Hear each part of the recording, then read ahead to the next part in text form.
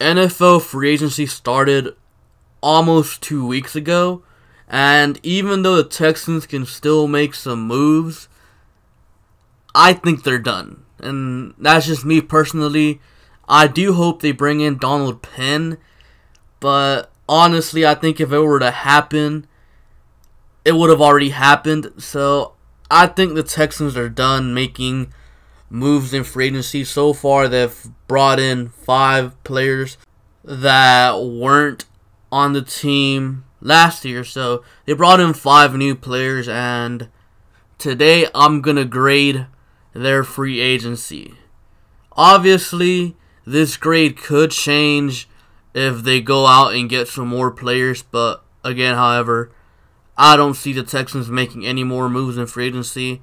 I think they are done. There are some players out there that I would love them to sign, but I think they're done. That's just me though. So let's start grading these guys, and we're gonna do these in order in which they were signed. So we're gonna start off with Tashaun Gipson, safety. Former Jaguar. I give this signing an A+. I think it was a great signing. I mean, a 3-year deal. He's getting an average of like 7.4 mil per year, which really isn't much. It's like a little bit over the half amount of what Tyrann Mathieu got. And let's speak on Tyrann Mathieu for a bit here. 14 mil for Tyrann Mathieu is too much. Tyrann Mathieu is not worth 14 mil. The guy is average at best. He's just a hype man. He's not worth 14 mil. So the Texans letting Tyrann Mathieu go was a good move. Now, but I'm not rating them off of, that. I'm just going off of the players that they signed. So, Tashaun Gipson, he was a good price. I think he's a very good player. He's 28 years old, so he's not old. Safeties can usually play into like their mid-30s. He's an upgrade over Tyrann Mathieu. He's durable, and he's a straight-up coverage guy. Tyrann Mathieu was more of an undersized box safety. 5'9" guy that can somewhat tackle and was supposed to be able to cover backs and tight ends. And he didn't do a good job of either. So here in comes Tashaun Gipson. And Gipson can, cover deep as a safety. But the one thing he specializes in, and it's huge, it's covering tight ends. And because of that, Tashaun Gipson, to me, gets an A+ grade because he can cover tight ends. I mean, look at the division we're in. We're in a division where we have to play Delanie Walker twice a year. He's easily one of the better tight ends. We got to play Eric Ebron twice a year. Not only that, the Colts also have Jack Doyle, who was hurt for the Week 14 and the playoff game. So we definitely got some good tight ends that we have to go against inside the division. And then you got to look at outside the division too. Odds are we're going to see the Patriots in the playoffs maybe. We're going to see them obviously in the regular season. They got Rob Gronkowski. Last season, Rob Gronkowski tore us up. His best game was actually against the Texans. So obviously we need to stop these tight ends. Not only that, we play Travis Kelce as well from the Chiefs. We play Hunter Henry from the Chargers. So the Texans got to be prepared for these upper tier teams. I mean, last season, Zach Ertz. We got to be prepared to stop the tight end. And Tashaun Gipson can do that. That's why, for me, he gets an A+. Great signing. Definitely an upgrade over Tyrann Mathieu. The secondary gets better because of Tashaun. Now, the next signing was Bradley Roby. You guys know how I feel about this guy. I'm giving this signing a D. I mean, in my opinion, $10 million, even though it was a 1-year contract, $10 million for Bradley Roby. In my opinion, that's too much. The guy hasn't really done much in his career that says he should have got a $10 million deal. No. I mean, Ronald Darby got $8.5 mil, and he's a way better corner than Bradley Roby. I mean, Bradley Roby can't cover. He's not that great of a tackler. And there was just straight up better options than Bradley Roby out there. Again, Ronald Darby, Steven Nelson. You had Morris Claiborne, who's still out there. Like, there was better options. But we chose to overpay this corner, Bradley Roby. I mean, literally, you go on Twitter when they announced the signing of Bradley Roby to the Texans. Broncos fans were celebrating. They were straight up celebrating that Roby wasn't going to be on their team anymore. When you see that, you know you got a bad signing.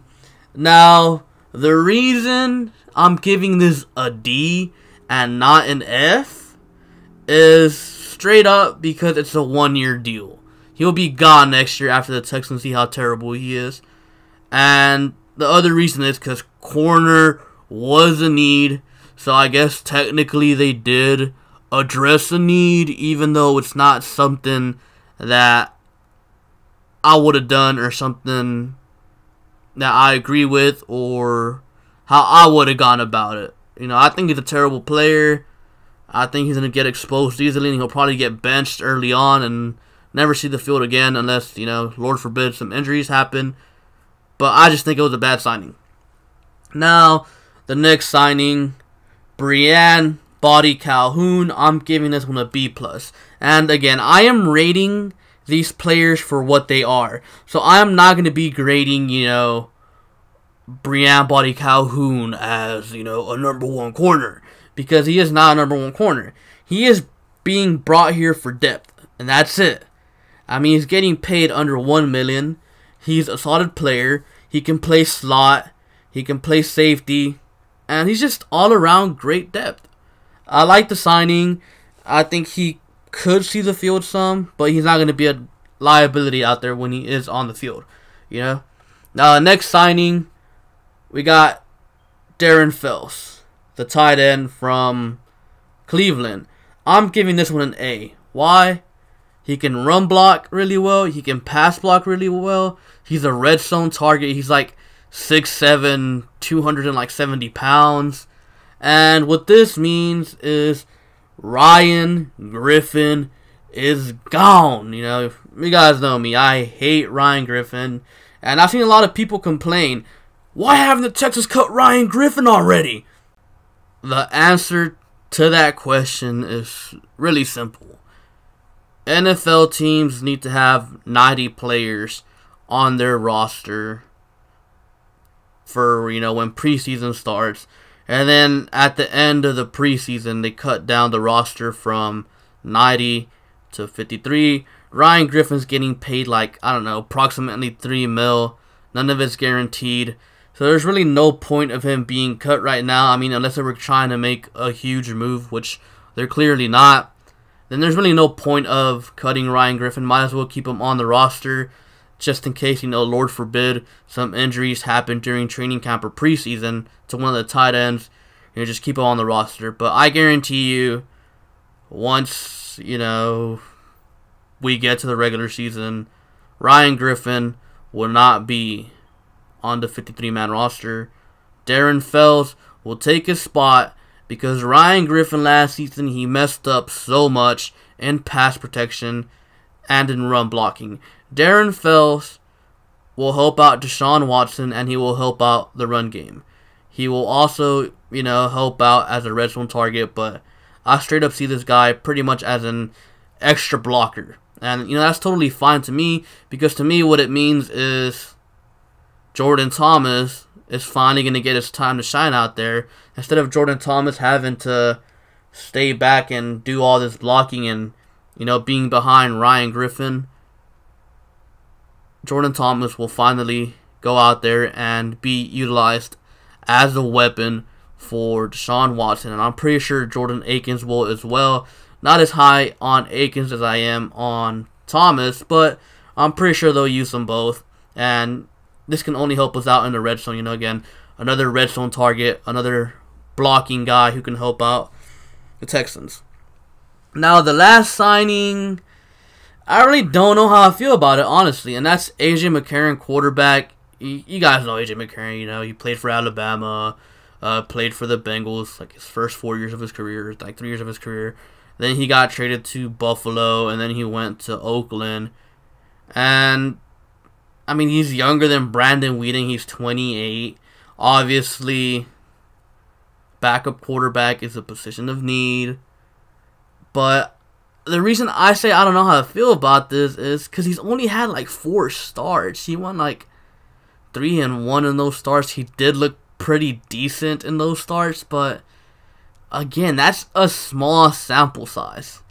But again, he's a backup quarterback.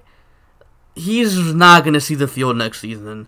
The only way he sees the field is whenever we're blowing out the Jaguars and Titans. And, you know, obviously they put the backup quarterback in when that happens. So when we're blowing them out, then you'll probably see A.J. McCarron, and all he's going to do is hand the ball off to whoever the hell our 4th string running back is. So, again, I don't really care about the A.J. McCarron signing. I mean, maybe he's an upgrade, maybe he's not, but again, he's not going to take any significant snaps, so don't really care about it. So I'm giving him a B because, don't care much about it. Now, the overall grade for free agency, I'm giving the Texans a C+. Why? Well, everything they did was good. Deshaun Gibson, upgrade over Tyrann Mathieu. Bradley Roby, that's what really makes this a C+. He kind of brings it all down. But, I mean, Calhoun, a good signing, depth piece. Darren Fells, great signing. It was an underrated need. A tight end that could block, pass block, and run block. And then a backup quarterback. I mean, last year everyone was complaining about backup quarterback. We can't go into the season with Brandon Weeden. Well, maybe we got an upgrade in A.J. McCarron. I mean, everyone seems to think it's an upgrade. I'm not too sure about it personally, but literally everyone I see, everyone I've heard talk about A.J. McCarron to the Texans, they say it's a good signing. So who knows? Maybe it's a good signing.